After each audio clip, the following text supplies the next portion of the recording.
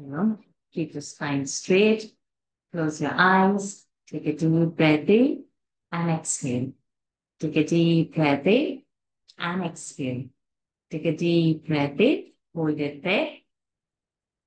Oh.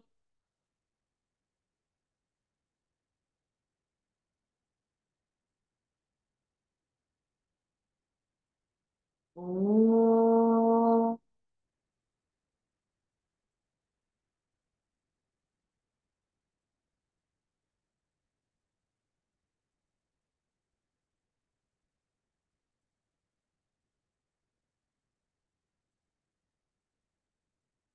ओम श्री गणेशाय नमः। ओम श्री सरस्वत्यै नमः। ओम श्री गुरुभ्यो नमः। समस्त जन कल्याणे निरतं करुणामयं नमामि चिन्मयं देवं सद्गुरुं ब्रह्म विद्वरं सद्गुरुं ब्रह्म विद्वरं यो अन्तः प्रविश्य मम वाचमिमां प्रसुप्तां सञ्जीवयत्यखिलशक्तिधरस्वधाम्ना अन्यांश्च हस्तचरणश्रवणत्वगादीन् प्राणान् नमो भगवते पुरुषाय तुभ्यम् प्राणान् नमो भगवते पुरुषाय तुभ्यम्। ॐ नमो भगवते वासुदेवाय। शुक्लाम्बरधरं विष्णुं शशिवर्णं चतुर्भुजं प्रसन्नवदनं ध्यायेत् सर्वविघ्नोपशान्तये। ईश्वरः परमः कृष्णः सच्चिदानन्दविग्रहः अनादिरादिर्गोविन्दः सर्वकारणकारणं कृष्णं नारायणं वन्दे कृष्णं वन्दे व्रजप्रियं कृष्णं द्वैपायनं वन्दे कृष्णं वन्दे पृथासुतम् सच्चिदानन्दरूपाय विश्वोत्पत्त्यादिहेतवे तापत्रय विनाशाय श्रीकृष्णाय वयं नुमः।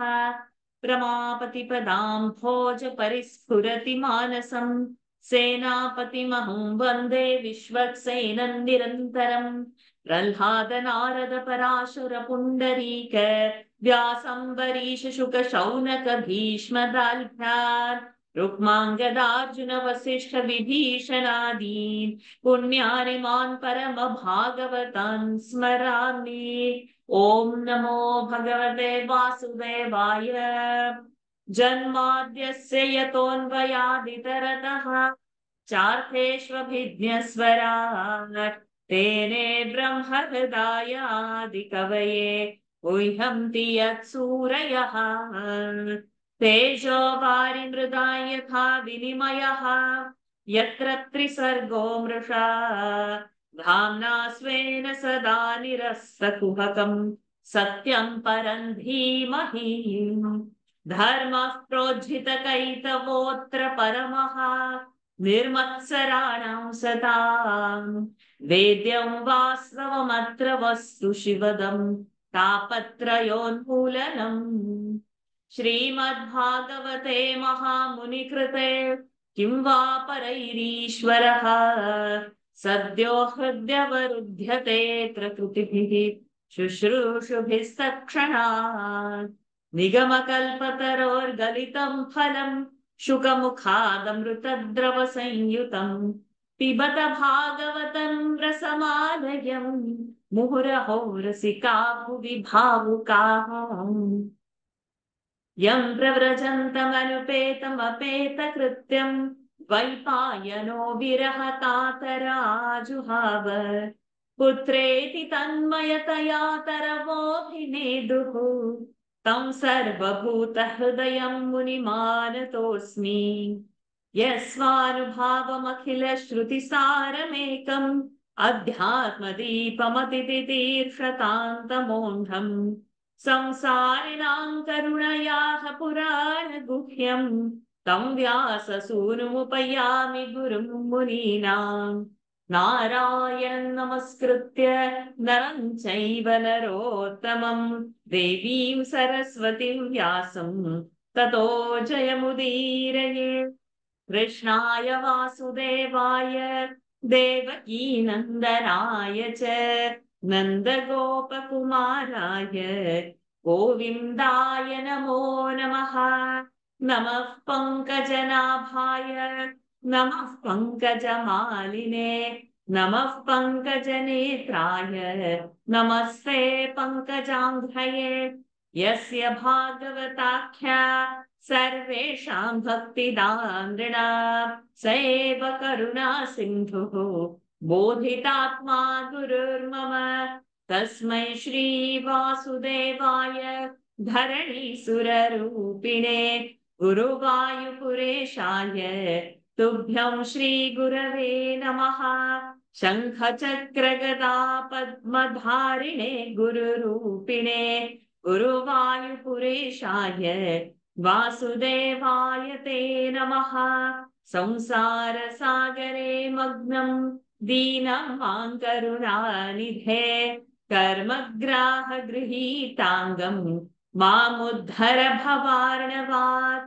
श्रीमद्भागवताख्योऽयं प्रत्यक्षः कृष्ण एव हि स्वीकृतोऽसि मया नाथ मुक्त्यर्थं भवसागरे मनोरथो मदीयोऽयं सफलः सर्वथा त्वया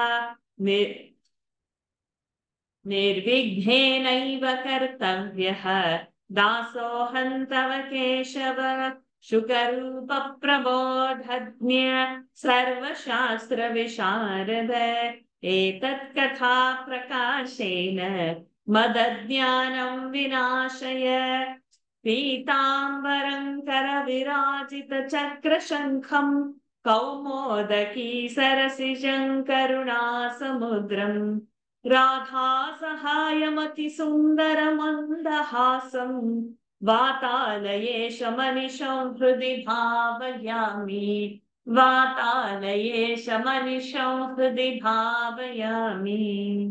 Pranams to the Lord. Pranams to all the Mahatmas in tonight's Srimad Bhagavad Mahapuran session. We are in the first canto itself, in 7th chapter. We have seen first 12 mantras. Parikshitoth rajarshi janma karma vilapanam samsthan cha panduputranam vachye krishna kathodayam. So from here we will pick it up. Let's see how today's session goes on by reading the meaning. If we can cover more verses. Those who want to volunteer, please raise hands. Lataji, please come.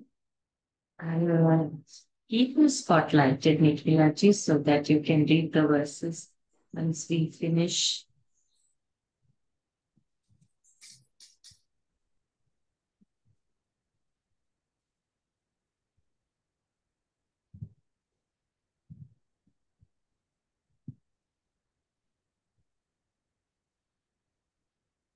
यदा मृधे कौरवसृञ्जयानाम् यदा मृधे कौरवसृञ्जयानाम् वीरेष्वथो वीरगतिं गतेषु वीरेष्वथो वीरगतिं गतेषु त्रिकोदरा विद्धगदाभिमर्षभग्नोरुदण्डे धृतराष्ट्रपुत्रे नो पादमीते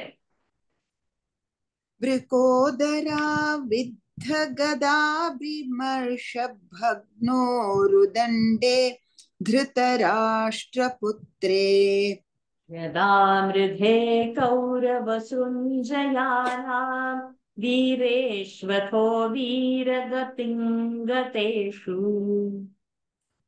यदा मृधे कौरवसृञ्जयानाम्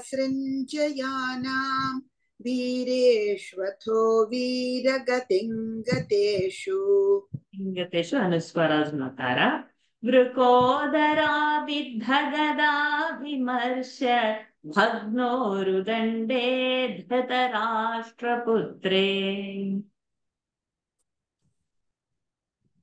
Sorry, it got cut, so I didn't hear the second line. I'm not audible? Yeah. Oh, okay. So over here No. it continues. Vrukodara viddhagadaभिमर्श भग्नोरुदण्डे धृतराष्ट्रपुत्रे वृकोदराविद्धगदाभिमर्श भग्नोरुदण्डे धृतराष्ट्रपुत्रे यदा मृधे कौरवसृञ्जयानां वीरेष्वथो वीरगतिं गतेषु वृकोदराविद्धगदाभिमर्श भग्नोरुदण्डे धृतराष्ट्रपुत्रे यदा मृधे कौरवसृञ्जयानां वीरेष्वथो वीरगतिं गतेषु वृकोदराविद्धगदाभिमर्श भग्नोरुदण्डे धृतराष्ट्रपुत्रे. We will do one more verse because meanings are given two together. भर्तुः प्रियं द्रौणिरिति स्म पश्यन् भर्तुः प्रियं द्रौणिरिति स्म पश्यन् Say again. भर्तुः प्रियं द्रौणिरिति स्म पश्यन्. Drau? Are you saying drau or drau? Drau. Drauni. Is it Drauni? Yeah. Continue. Bhartuh priyan drauniriti sma pashyan. Krishna sutanam swapatam shiramsi. Krishna sutanam swapatam shiramsi. Upaharad vipriyameva tasya. Upaharat vipriyameva tasya. Jugupsitam karma vigarhayanti. Jugupsitam karma vigaryahanti. Vigarha. Garha, no? Garhayanti. Jugupsitam karma vigarhayanti. Garyahanti. Bhartuh priyandrauniriti sma pashyan. Krishna sutanam swapatam shiramsi. Bhartuh priyandrauniriti sma pashyan. Krishna sutanam swapatam shiramsi. Upaharad vipriyameva tasya. Jugupsitam karma vigarhayanti. Upaharad vipriyameva tasya. Jugupsitam karma vigarhayanti. Bhartuh priyandrauniriti sma pashyan. Krishna sutanam swapatam shiramsi. Upaharad vipriyameva tasya. Jugupsitam karma vigaryahanti. Vigarhayanti. Jugupsitam karma vigaryahanti. No? You are saying yahanti. It is vigarhayanti, no? Hayanti. Oh, did You're I say hanti? Yahanti. Vigarhayanti. Jugupsitam karma vigarhayanti. See, yes, going like that. Vigaryahanti, like that. I know, I left out the ha. Yeah. No, you are bringing her later. Okay. You are changing between here. Bhartuh priyandrauniriti sma pashyan. Krishna sutanam swapatam shiramsi. Upaharad vipriyameva tasya. Jugupsitam karma vigarhayanti. When in course of the Mahabharata war, the warriors of the Kaurava and Pandava hosts had fallen like heroes, and when Duryodhana, son of Dhritarashtra, had his thigh broken by a stroke of the mace dealt by Bhima, who had the appetite of a wolf, Ashwathama, the son of Drona, severed the heads of Draupadi's sons while they were all asleep and presented them to Duryodhana, an act which he imagined would please his master, Duryodhana, but which really proved most distasteful to him, since everybody would strongly condemn such an odious act. 15.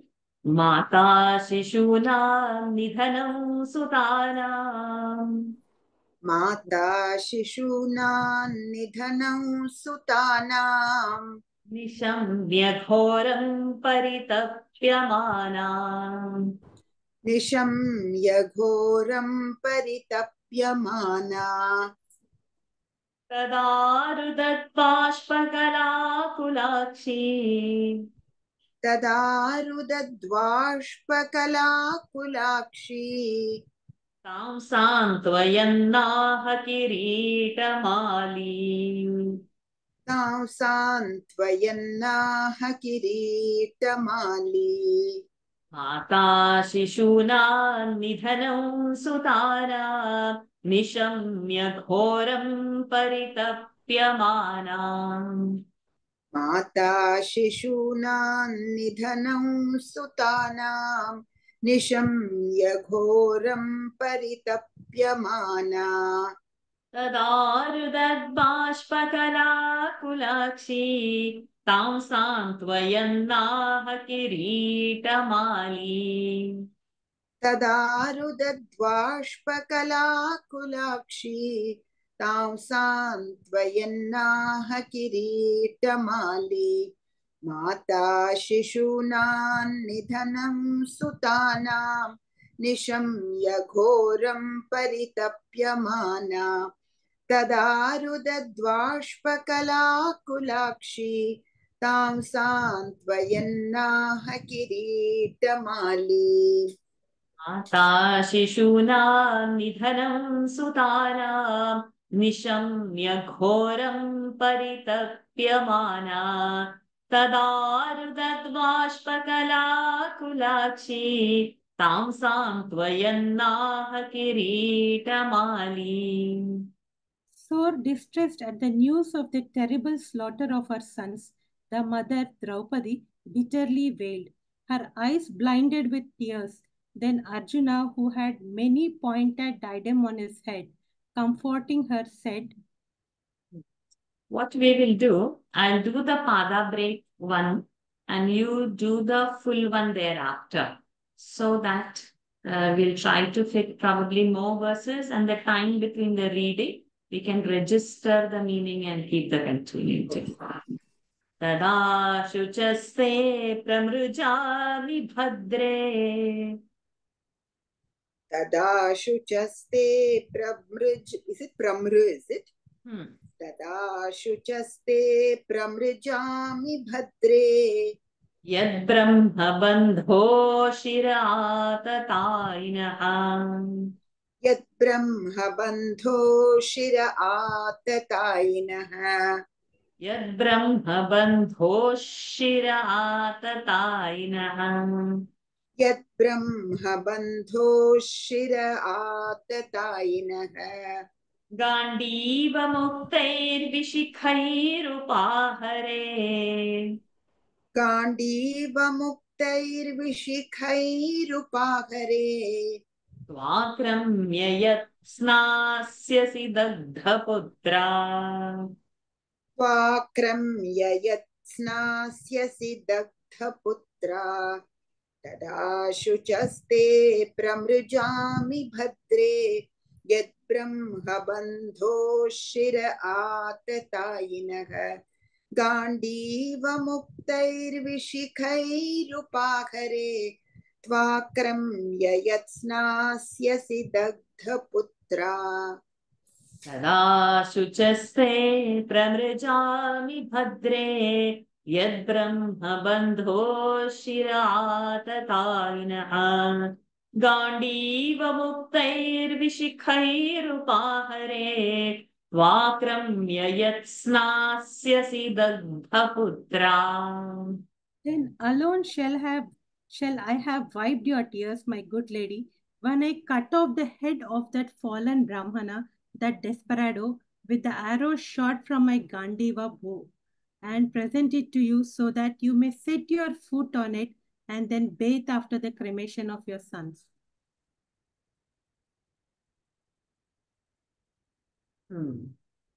Iti priyambal guvichitra jalpaihi. इति प्रियां वल्गुविचित्रजल्पैः ससान्त्वयित्वाच्युतमित्रसूतः ससान्त्वयित्वाच्युतमित्रसूतः अन्वाद्रवद्दंशित उग्रधन्वाः अन्वाद्रवद्दंशित उग्रधन्वा अन्वाद्रवद्दंशित उग्रधन्वा कपिध्वजो गुरुपुत्रं रथेन कपिध्वजो पुत्रं रथेन इति प्रियां वल्गुविचित्रजल्पैः ससान्त्वयित्वाच्युतमित्रसूतः अन्वाद्रवद्दंशित उग्रधन्वा कपिध्वजो गुरुपुत्रं रथेन प्रियां वल्गुविचित्रजल्पैः ससान्त्वयित्वाच्युतमित्रसूतः अन्वाद्रवद्दंशित उग्रधन्वा कपिध्वजो गुरुपुत्रं रथेन. Having thus consoled his wife in sweet and charming words, Arjuna, who had Sri Krishna for his friend and charioteer, put on his armor and taking his fierce bow, rode into a chariot with an ensign bearing the figure of a monkey in pursuit of Ashwathama, his preceptor's son. तमापतन्तं सविलक्ष्य दूरात् तमापतन्तं सविलक्ष्य दूरात् कुमारहोद्विग्नमनारथेन कुमारहोद्विग्नमनारथेन पराद्रवत्प्राणपरीप्सुसूर्व्या परार्द्रवत्प्राणपरीप्सुरुव्याम् यावद्गमौ रुद्रभयाद्यथार्कः यावद्रमं रुद्रभयाद्यथार्कः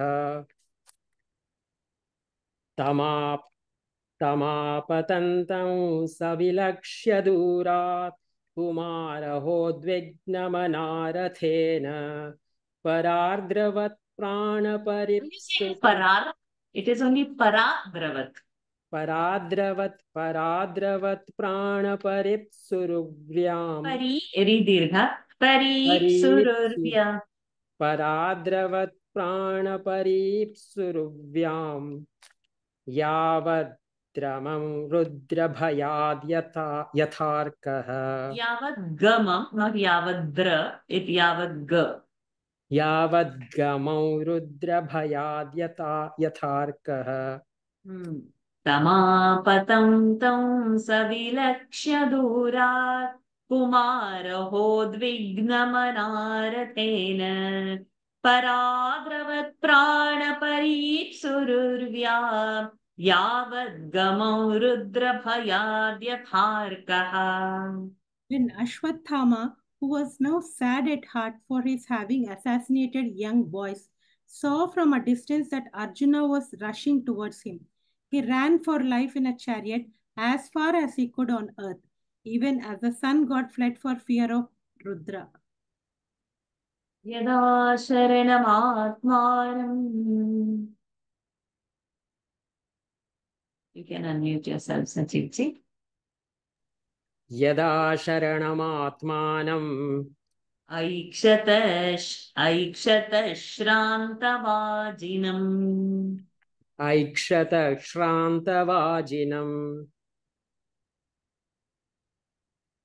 अस्त्रं ब्रह्मशिरो मेनः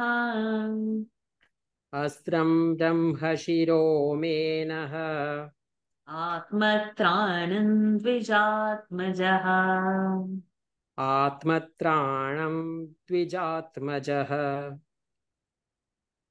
यदा शरणमात्मानम् ऐक्षत श्रान्तवाजिनम् अस्त्रं ब्रह्मशिरो मेन आत्मत्राणं आत्मत्राणं द्विजात्मजः अस्त्रं ब्रह्मशिरो मेनः आत्मत्राण मेनः द्विजात्मजः। अस्त्रं ब्रह्मशिरो मेनः आत्मत्राणं द्विजात्मजः यदा शरणमात्मानम् ऐक्षत श्रान्तवाजिनम् अस्त्रं ब्रह्मशिरो मेनः आत्मत्राणं द्विजात्मजः। When he saw that his horses were fatigued and he had none to protect him, that son of Brahmana thought of a missile presided over by the Brahma, the creator, as the only means to save his life. अस्त्र अथोपस्पृश्य सलिलम् अथोपस्पृश्य सलिलं संदधे तत्समाहितः संदधे तत्समाहितः अजानन्नुपसंहारम् अजानन्नुपसंहारम्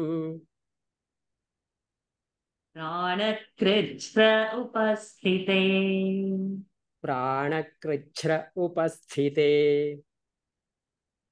अतोपस्पृश्य सलिलम् अथोपस्पृश्य सलिलं संदधे तत्समाहितः अजानन्नुपसंहारम् प्राणकृच्छ्र उपस्थिते अथोपस्पृश्य सलिलम् संदधे तत्समाहितः अजानन्नुपसंहारम् प्राणकृच्छ्र उपस्थिते।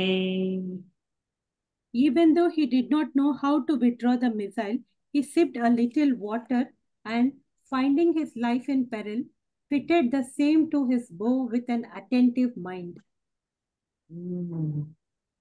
ततः प्रादुष्कृतं तेजः ततः प्रादुष्कृतं तेजः प्रचण्डं सर्वतो दिशम् प्रचण्डं सर्वतो दिशम् प्राणापदमभिप्रेक्ष्य प्राणापदमभिप्रेक्ष्य विष्णुञ्जिष्णुरुवाचः विष्णुञ्जिष्णुरुवाचः ततः प्रादुष्कृतं तेजः प्रचण्डं सर्वतो दिशम् प्राणापदमभिप्रेक्ष्य विष्णुञ्जिष्णुरुवाचः ततः प्रादुष्कृतं तेजः प्रचण्डं सर्वतो दिशम् प्राणापदमभिप्रेक्ष्य विष्णुञ्जिष्णुरुवाचः। A fierce flame blazed forth from the missile and enveloped all sides. When Arjuna saw the danger to his life, he addressed Vishnu, Sri Krishna, as follows. Arjuna उवाच अर्जुन उवाच कृष्ण कृष्ण महाभाग कृष्ण कृष्ण महाभाग भक्तानामभयङ्कर भक्तानामभयङ्कर त्वमेको दैह्यमानानाम् त्वमेको दह्यमानानाम् अपवर्गोऽसि संसृतेः। अपवर्गोऽसि संसृतेः। This verse, it's important verse and also to memorize. Those who can memorize, memorize. Otherwise, put one small star for this verse. Arjuna उवाच कृष्ण कृष्ण महाभाग भक्तानामभयङ्कर त्वमेको दह्यमानानाम् अपवर्गोऽसि संसृतेः। अर्जुन उवाच कृष्ण कृष्ण महाभाग भक्तानामभयङ्कर त्वमेको दह्यमानानाम् अपवर्गोऽसि संसृतेः। Arjuna said, Krishna, Krishna, mighty O arm and all layer of devotees' fear, you are the only rescuer of those who are instantly burning with the agony of transmigration. Vidyaji. Tvamadhyah Purushah Sakshat.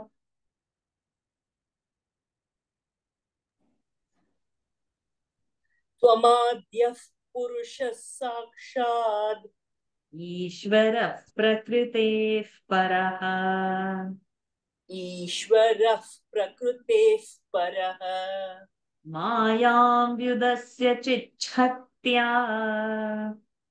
Mayam Vyudasya Chichhatya.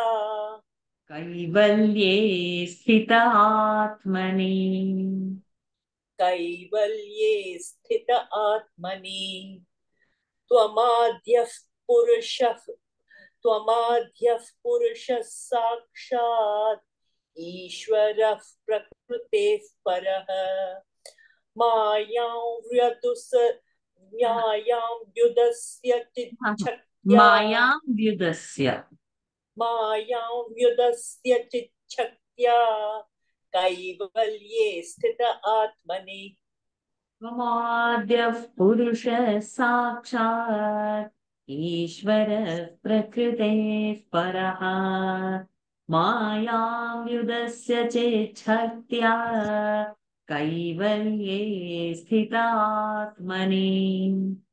You are the God Himself, the primal person existing beyond Prakriti, matter, casting aside Maya by the power of your wisdom. You stand in your absolute being. Saiva Jivalokasya. Sa eva Jivalokasya. Maya Mohita Chetasaha. Maya Mohita Chetasaha. Vidhatse Svena Viryena. Vidhatse Svena Viryena. Shreyo Dharmadilakshanam. Shreyo Dharmadilakshanam. Sa eva Jivalokasya. Maya Mohita Chetasaha. Vidhatse Svena Viryena. Shreyo Dharmadilakshanam. Saiva Jivalokasya. Maya Mohita Chetasaha. Vidhatse Svena Viryena. Shreyo Dharmadilakshanam. It is you who, by the virtue of own power, confer dharma, religious merit, and other forms of blessings on the soul, whose mind is diluted by your Maya. Tathayan Chavataraste. Tathayan Chavataraste. O Bharajihirshaya. Bhuvo Bharajihirshaya. Swananchananya Bhavanam. Swananchananya Bhavanam. Anudhyanaya Chasakrit. Anudhyanaya cha sakrit. Tathayan Chavataraste. Bhuvo Bharajihirshaya. Swananchananya Bhavanam. Anudhyanaya cha sakrit.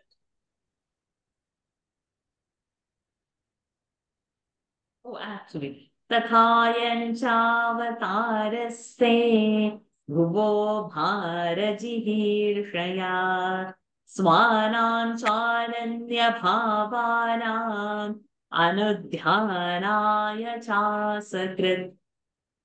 Even so, this avatara manifestation of yours is intended to relieve the burden of the earth and to serve as an object of constant meditation for your own people, as well as for those who are exclusively devoted to you. Kimidam svit kuto vekti. Kimidam svit कुतो वेति sorry, veti. किमिदं स्वित् कुतो वेति Veti, because double ta is not there, not veti, veti, deva devana it's the vedmyaham. Sorry? देव देवन वेद Vedmyaham. वेद्म्यहम् What you were asking, sorry? वेद्म्यहम्. No, before that, for No, the first sorry. one. Is it a choti e or a badi e one? The That choti veti is or there. veti. Choti is there, but it is not double ta. So not veti, but veti. Ve and ti only. Veti. Hmm. Veti. Yeah. Sarvato mukhamayati Sarvato mukhamayati tejah paramadarunam. tejah paramadharunam. Kimidau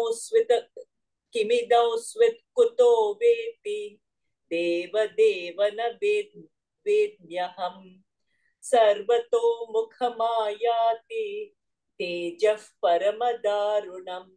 If we hold the way, because au, these are permanent dirgha, ve, ti, then we will get that rhythm. Kimidam svitkuto veti, deva devana vedmyaham, sarvato mukhamayati, tejah paramadarunam. O self-effulgent Lord, I know not what and whence this most frightful flame which is enveloping me on all sides. Shri Bhagavan Shri Bhagavan Uvacha Vettedandronaputrasya Vethe Dandronaputrasya Brahmastram Brahmamastram Pradarshitam Brahmamastram Pradarshitam Naivasau Veda Samharam Naivasau Veda Sanharam Pranabadha Upasthite Pranabadha Upasthite Vethe Dandronaputrasya Brahmamastram Pradarshitam Naivasau Veda Sanharam Pranabadha Upasthite. Shri Bhagavan Vacha Vettedandronaputrasya Brahmamastram Pradarshitam Naivasau Veda Samharam Pranapadha Upasthite.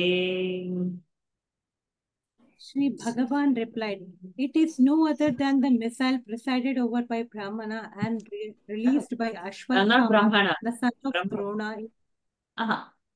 Presided over by Brahma, not Brahmana. Brahma. Sorry. It is no other than the missile presided by Brahma and released by Ashwatthama, the son of Drona, in extreme peril. You are aware he knows not how to call it back. Nahyasyanyatamam kinchit. So ending. Nahyasyanyatamam kinchit Astram pratyavakarshanam. Astram pratyavakarshanam Jayhastra teja unnadham. Jahyastra teja unnadham Astradnyo hyastra tejasa. Astragnyo hyastra tejasa Nahyasyan yataman kinchid Astram pratyavakarshanam Jahyastra teja unnadham Unnadham. Astragnyo hyastra tejasa.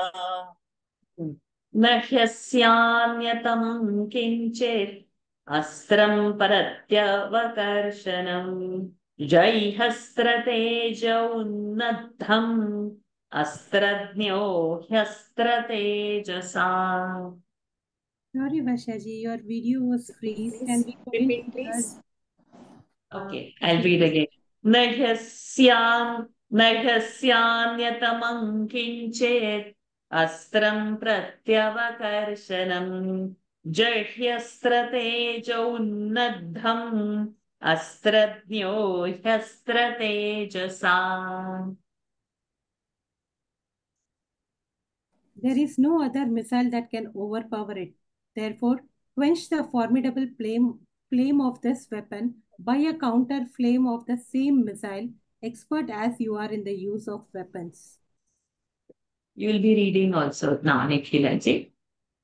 Suta uvacha Suta uvacha श्रुत्वा भगवता प्रोक्तम् Rutva bhagavata proktam फाल्गुनः परवीरः Falgunah paraviraha पृष्ट्वापः सम्परिक्रम्य Prushtvā pastam parikramya ब्राह्मं ब्राह्माय सन्दधे. Brahmam brahmaya sandadhe Suta uvacha Shrutva bhagavata proktam Falgunah paraviraha Spruštva pastam parikramya Brahmam brahmaya sandadhe ब्राह्मं ब्रह्माय ब्राह्मं ब्राह्माय. Brahmam brahmaya sandadhe. Suta continued. On hearing the Lord's words, Arjuna, the exterminator of rival warriors, sipped a little water, went around the Lord in reverence, and lifted a Brahmastra to repulse the Brahmastra discharged by Ashwatthama. Fitted, not lifted. Fitted. Fitted. Okay. संहत्यान्योन्यमुभयः संहत्यान्योन्य उभयोः संहत्यान्योन्य उभयोः तेजसी शरसंवृते तेजसी शरसंवृते आवृत्य रोदसी खञ्च आवृत्य रोदसी खञ्च ववृधातेर्कवह्निवत् ववृधातेर्कवह्निवत् संहत्यान्ये उभयोः संहत्यान्योन्य अन्योन्य संहत्यान्योन्यमुभयोः Tejasi शरसंवृते आवृत्य रोदसी खञ्च ववृद्धातेर्कवह्निवत् संहत्यान्योन्यमुभयोः Tejasi शरसंवृते आवृत्य रोदसी खञ्च ववृधातेर्कवह्निवत्. The two flames, surrounded by arrows, joined each other and filling the heavens as well as the space between heaven and the earth, swelled like a sun and the fire at the time of universal destruction. दृष्टास्त्रतेजस्तुतयोः दृष्ट्वास्त्रतेजस्तु सुतयोः त्रीन् लोकान् प्रदहन् महत्. त्रीन् लोकान् प्रदहन् महत्. So when we do tayoho, visargas come, so is gone. So we start with three, not to start with three. It is three. Daihamanav praja sarvaha. Daihamanav praja sarvaha. Samvartakamamamsata. Samvartakamamamsata. दृष्ट्वास्त्रतेजस्तु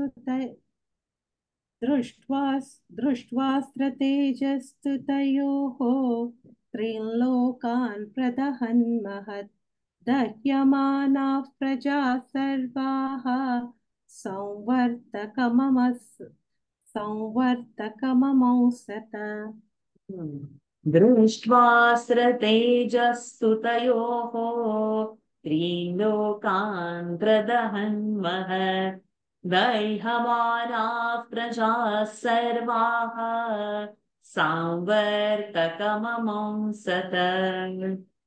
Perceiving the mighty flame of the two missiles, which was consuming all the three worlds, all the people who were being scorched by that heat thought it to be the fire of universal destruction. प्रजोपप्लवमालक्ष्य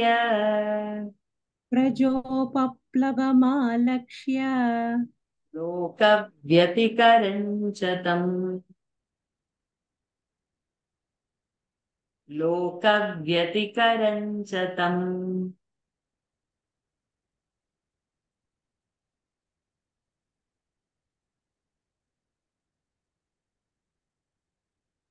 My audio is dipped again, I guess.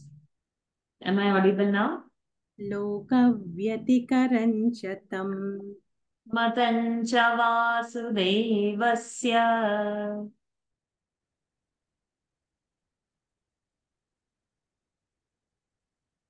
Yes, Vashyaji. You're audible, but your video is freezed. Oh.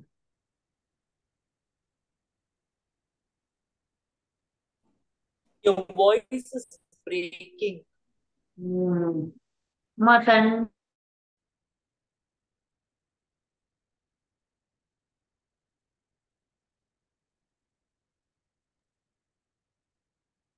Hariom, am I audible? Yes, Vashyaji.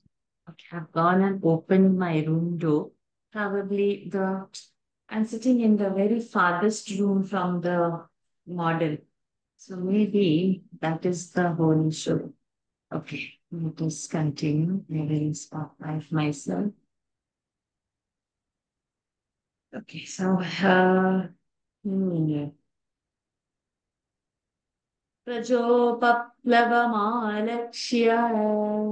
प्रजोपप्लवमालक्ष्य लोकव्यतिकरञ्च तम् मतञ्च वासुदेवस्य सञ्जहारार्जुनोद्वयम्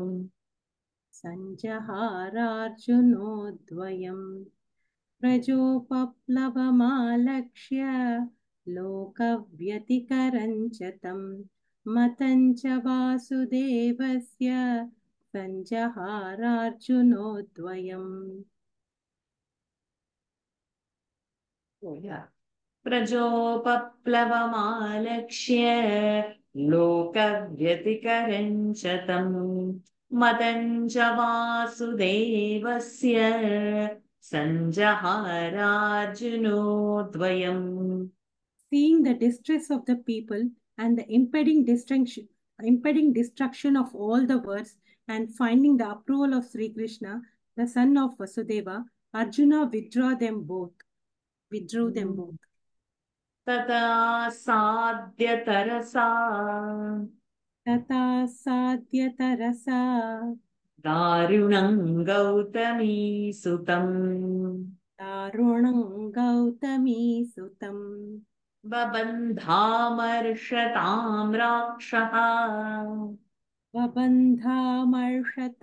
राक्षः पशुरशनया यथा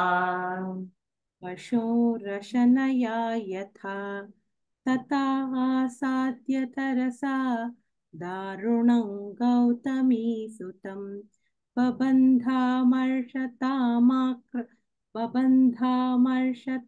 राक्षः पशुरशनया यथा तदासाद्य तरसा दारुणं गौतमी सुतं बबन्धामर्षतां राक्षः पशुरशनया यथा.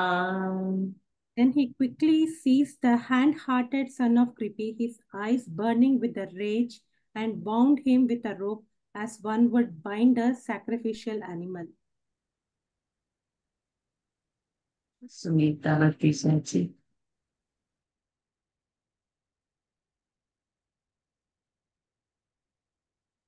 शिबिराय निनीशन्तम्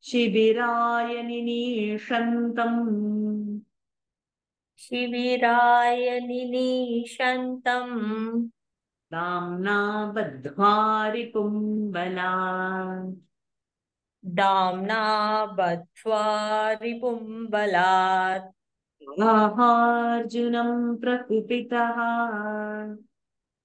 प्राहार्जुनं प्रकुपितो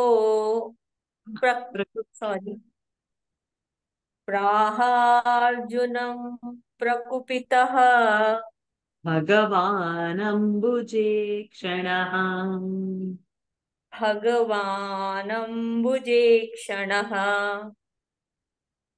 शिबिराय. Shall I chant whole? Yes, yes. शिबिराय Say निनीशन्. Shibi. Don't say Shibi. Say Shibi. Shibiba. Okay. शिबिराय Not निनीशन्तम्. Chibi. Not Chibi. Not Dirga. Short. Shibiraya. Okay. शिबिराय निनीशन्तम् दाम्ना बद्ध्वा रिपुम्बलात् प्राहार्जुनं प्रकुपितः भगवानम्बुजेक्षणः. भगवानम्बुजेक्षणः. भगवानम्बुजेक्षणः.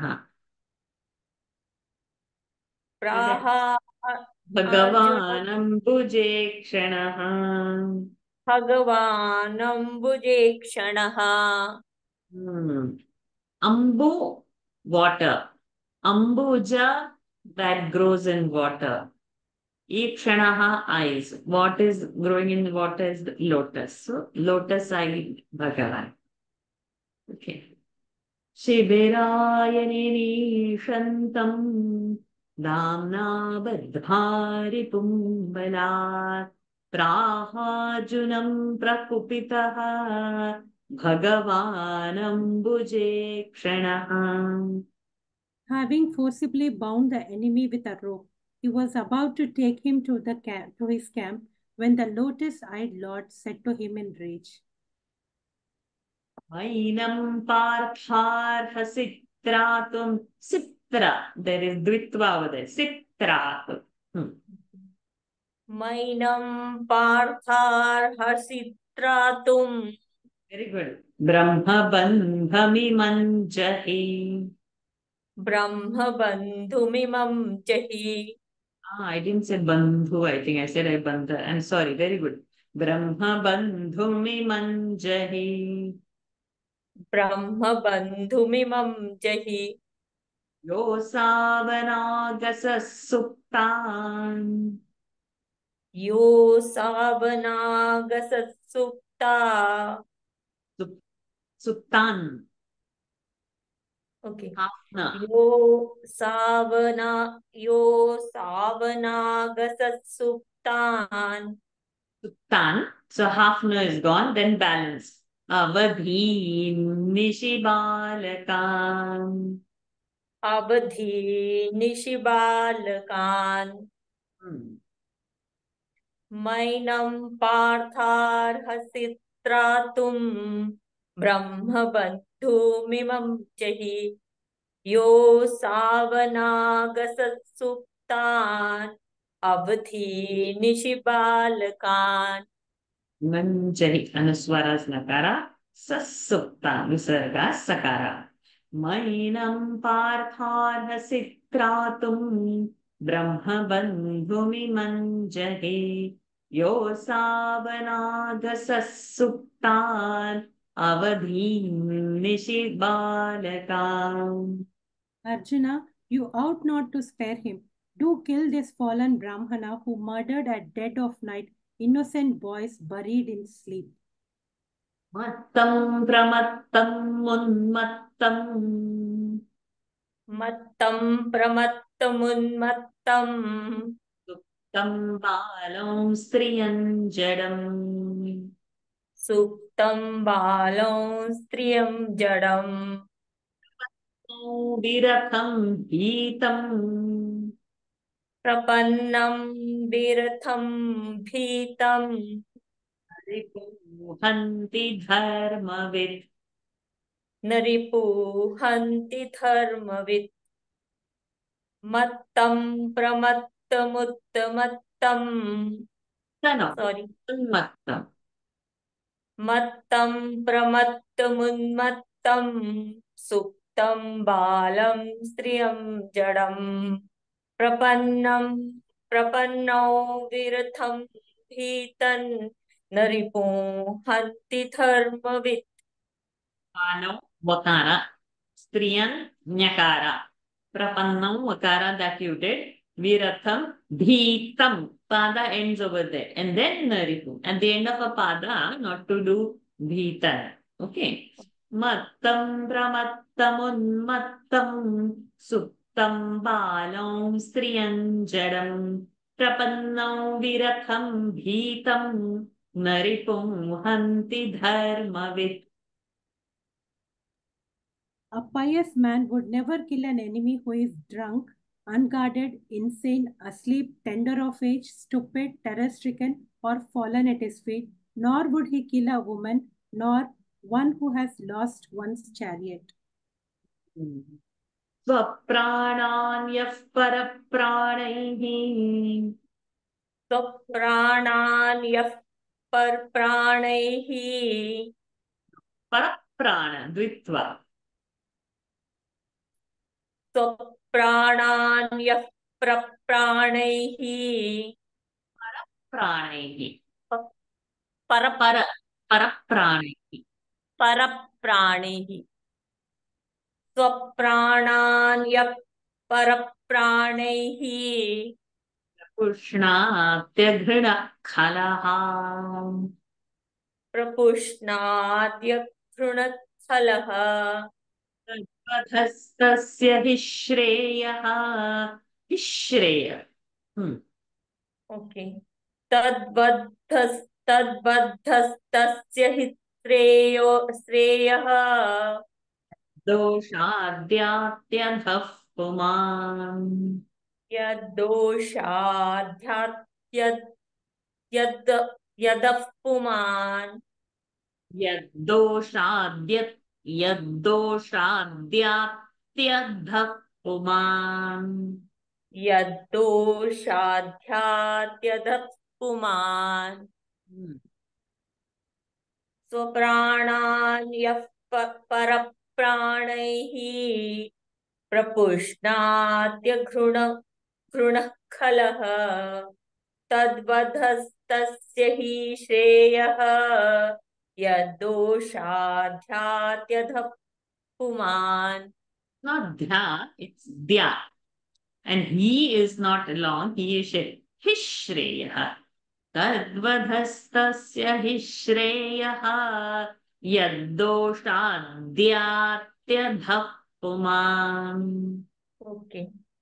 तद्वद्धस्तस्य हि श्रेयः यद्दोषाद्यात्यधः पुमान् Good. Swaprananyah parapranaih prapushnatyaghrina khalaha tadvadhastasya hi shreyah yaddoshadyatyaddhah puman. But to slay the merciless wretch who maintains his own life at the cost of another's is to do him good, for the man would otherwise repeat such crimes and thereby precipitate his fall. Swaprananyah oh, we have finished that, sorry. Pratishrutam cha bhavata प्रतिश्रुतं च भवता पाञ्चाल्यै शृण्वतो मम पाञ्चाल्यै शृण्वतो मम No. Shrinvato. Not Shruna. Rna is half. Shrinvato. शृण्वतो मम आहर्ष्ये शिरस्तस्य आहर्ष्य शिरस्तस्य यस्ते मानिनि पुत्रः यस्ते मानिनि पुत्रः प्रतिष्ठं च भवता पाञ्चाल्यै Again. प्रतिश्रुतं च भवता Don't pause over there. Pratishrutancha. प्रतिश्रुतं च भवता पाञ्चाल्यै शृण्वतो मम Shrinvato. आहर् Shrinvato. प्रतिश्रुतं च भवता Prati. Don't pause at Prati. Pratishrutancha. प्रतिश्रुतं च भवता पाञ्चाल्यै शृण्वतो मम आहरिष्य शिरस्तस्य यस्ते मानिनि पुत्रः Very good. I'm very proud of you, Sunita ji. One great effort. Excellent. Good. Pratishrutancha bhavata panchalyai shrinvato mama aharishye shirastasya yaste manini putraha. Moreover, you gave your word to Draupadi, the daughter of the king of Panchala, within my hearing. I shall bring you the head of the man who has slain your sons, O proud lady. Except I think we can stop over here for today. With His grace, I think we have done little more verses than what we would have done usually, isn't it? Each one of you got about 5-6 verses. So 26 verses we have done. She did 6 verses, almost everybody did 5. I think this was the maximum that we have done for a Bhagavata class, 26 verses. Any opinions? Should we continue like this? Is this registering Yes. better? I think it's better because you chant half, then, like pada by pada, then we do it faster that way. Radheshwari ji, what is your opinion? Is this better? It is better. And also, I have a little doubt in this. There is the sloka number 34. Yes. 34, I have Shibiraya Nini Shantam Rajva Badhva Ripumbalat is written in my book. Correct. Both are okay. Rajva is also okay and Amna Damna is yeah. That is also Damna is also okay. Rajva is also okay. Rajva means Rope. rope. Yes. Right? Yes. And Dama means any bandha, anything which is tied. Yes. Right. Okay. Thank you. And in this way, we can go little faster also. You feel that this is a better way? Better way. Yes. And next time, I would also like to participate in the chanting. Sure. Let me see if we have time. Do you want to do now few verses? No problem. But the time is up for now. Right now. Time is up. We have exceeded 5 minutes, but do you want to chant for 5 minutes now? No problem. Sure. I would like to. Yeah. What is your time over there? 6 in the morning? 7:05 in the morning. In the morning now. So she joins very early from US, depending upon what is the daylight saving time over there. Sometimes very weird hours also. Yeah. So happy to have you, Ma. Okay, so now let me spotlight you. For her sake, we will have some. She's always taken efforts to be early morning in this session. Okay, we'll do few verses, whatever fits in 5-6 minutes.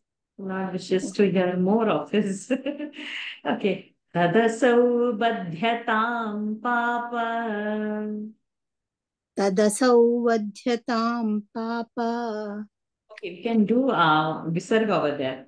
तदसौ बध्यतां पापः. तदसौ वध्यतां पापः. So it is badhya, b and not v. It is written as va in my book. That's why I'm So you reading can, it. so then make it b. B Okay. is a correct one. V is a typo. Atatayatma-bandhuha. आततायात्मबन्धुः Artushcha vipriyam veera. भर्तुश्च विप्रियं वीर Kritavan kulapamsanaha. कृतवान् कुलपांसनः तदसौ बध्यतां पाप आततायात्मबन्धुः. You can give visarga. Papaha. Okay. तदसौ बध्यतां पापः आततायात्मबन्धुः भर्तुश्च विप्रियं वीर कृतवान् कुलपांसनः. Bhartushcha and not bhartrushcha. Tadasau badhyatam papaha. Atatayatma bandhuha. Bhartushcha vipriyam veera. Kritavan kulapamsanaha. Therefore, O valiant Arjuna, dispose of this sinful ruffian who has murdered your own sons. This unworthy member of his race has done something which was loathsome even to his master Duryodhana. Evam parikshata dharmam. एवं परीक्षता धर्मम् पार्थः कृष्णेन चोदितः. पार्थः कृष्णेन चोदितः न इच्छधन्तुं गुरुसुतम्. नैच्छदन्तुं गुरुसुतं यद्यप्यात्महनं महान्.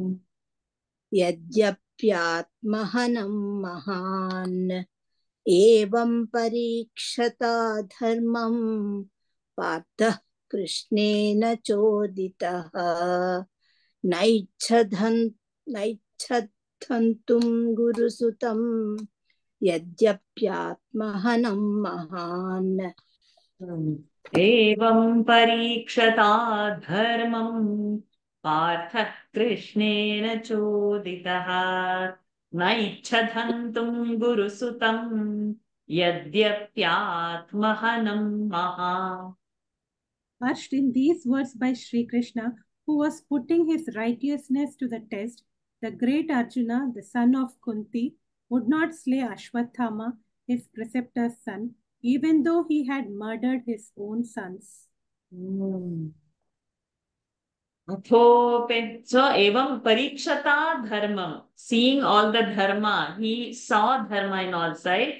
Then na icchat hantum gurusutam. I don't wish to kill gurusutam. So means to hold on. He's having the most painful experience. He has Krishna by his side. All the atmosphere is